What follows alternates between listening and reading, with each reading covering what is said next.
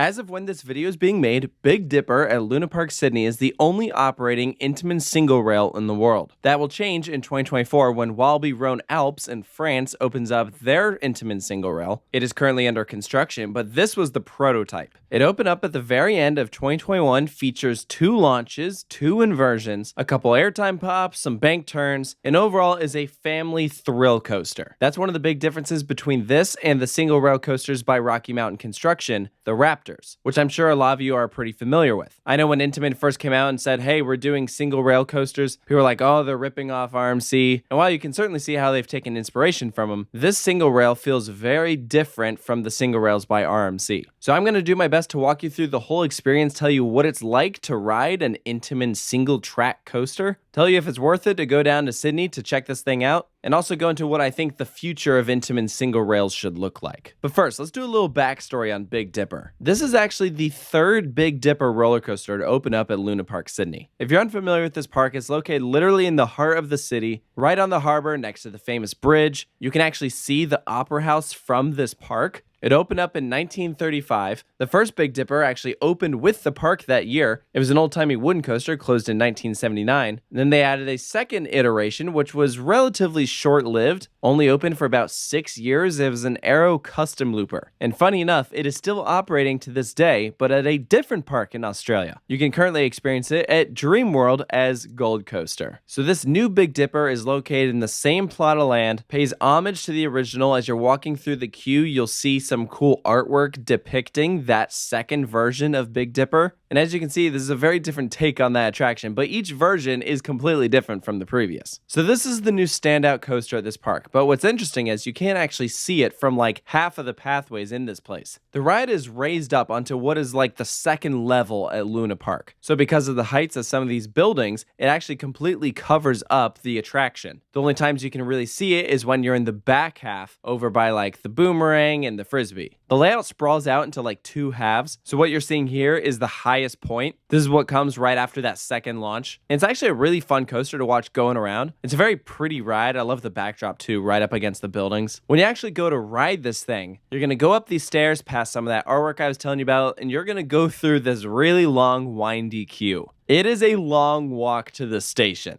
and there's a lot of stairs that you're going to go through and switchbacks, and you can't avoid them. So every time you want to ride, you're going to have to go through this. And unfortunately, even if it is completely dead there, no one in your row up next, you will not be allowed to re-ride. You have to go around every single time. We went on a pretty dead day. We were some of the only ones riding it, and we still weren't allowed to stay on. We couldn't even exit back through the gate. We had to walk all the way around, which when it's running only one train, that meant that we were doing like every other train. So we got less rides than we would have otherwise, which was a shame. I think all in all, I still walked out with maybe like 4 or 5 laps on the coaster, which was solid. When you climb aboard this train, obviously you have the single seats all in a line, 7 passengers per train, and I love the look of these cars. It is such a good design. They literally look like cars. It's very sleek, and the lap bars are very comfortable. Intamin actually copied and pasted their lap bars that they use on their LSM coasters, such as Pantheon and Tutatis. So it just feels like a very natural seated position. And the fact that you're going upside down without an over-the-shoulder restraint is a really nice touch. I much prefer these trains over RMC's Raptor trains. They're just a lot more comfortable, and you don't have those shoulder straps like digging into you. So when you dispatch out of the station, you're going to take a left-hand turn and you're going to enter your first launch. Big Dipper uses tires to propel you up to speed. The first one is relatively tame, although it's kind of funny, when you're in the last row, you're still clearing that turn when you start to accelerate. So that makes the back row just a little bit more interesting. This first turn that you hit actually gives you some decent laterals because you start to bank up and then you level out. So that's actually a pretty cool sensation. Unfortunately though, this little twisted double down that follows is pretty pointless. There's like no forces there, no airtime or anything. It's literally just to get you up to the second launch so that you can do like the main core of the layout. Luckily though, this second launch actually has a pretty quick acceleration. That's where you hit your max speed of 45 miles per hour and you enter this crazy non-inverting loop. You don't go upside down, but it gets pretty close. I mean, honestly, at times it kind of feels like you're going upside down, the way that you just whip downwards. This is visually a very cool moment. Unfortunately though, it is not the most fun to experience because of how shaky this ride is. And this is just something that I have to address before I get into the rest of the layout because it is a huge downside. Big Dipper shimmies really, really bad.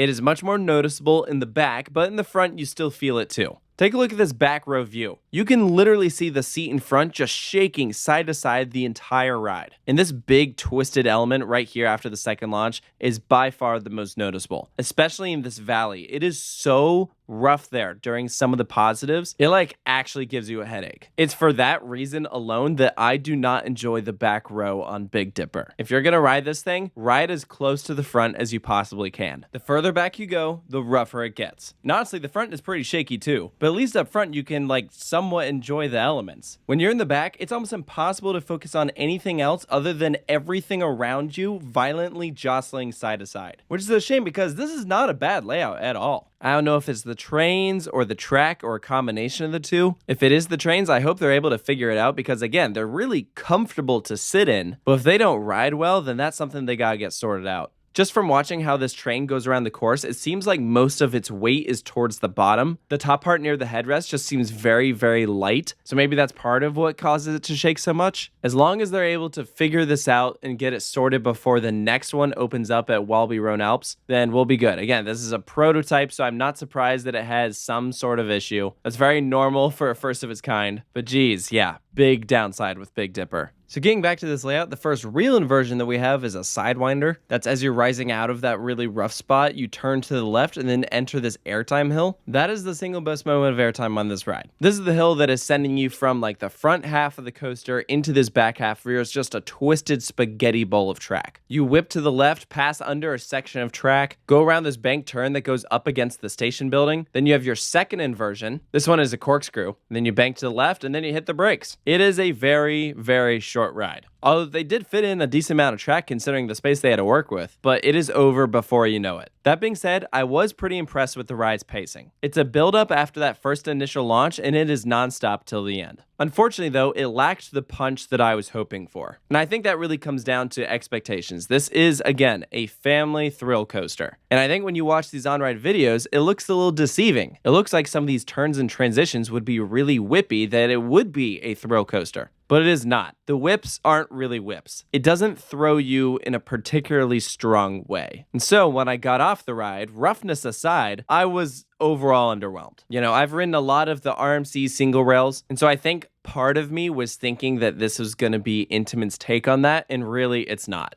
RMC debuted one of the craziest ride models in the world when they unveiled the Raptor. They are so forceful, so whippy, the pacing is some of the best on the planet, and while they certainly have their fair share of issues, they still overall came out with like an unbelievable ride. And so I couldn't help but be let down a little bit that when Intamin did their take on it, it just didn't quite pull through. The main thing that Intamin got right here that is better than RMC is the seat and restraint design. Really, really nicely done. But that's also a double-edged sword because if it's that same train design that causes it to be rough, then clearly they have some stuff they gotta work out. But in terms of layout, I mean, I'll give them credit where credit is due. I think it's really cool that we got to see a launch single rail for the first time. As I mentioned, that second launch is really punchy, but I wish that some of these transitions would have that snap that you get on the RMC single rails as well as the Intamin LSM launch coasters. Rides like Terran and Taiga really throw you to one side, and this does not. So I would say overall, in its current state, I did not particularly care for Big Dipper. I like that it's unique, and I'm fine with Intamin trying something new, but I really hope they're able to take all of these issues into consideration for the next one and all of the ones that come after. Because I don't think this should be the end of the Intamin single rail. It really does have potential. So for Big Dipper's final score, I'm giving it a 5 out of 10. I think it did some things well, and other things not very well at all. In the world of Australian roller coasters, there's certainly a lot better options out there. So let me know down in the comments below if you've been to Luna Park Sydney, if you've experienced Big Dipper, what you think of it, or if you plan to go out and ride the new Intamin single rail coming to Walibi in France. I know that one's going to be a lot more accessible for a large part of the world, so I'm really curious how that one's going to be. So thank you all so much for joining me. Make sure to stay tuned for more coaster reviews here at Coaster Studios,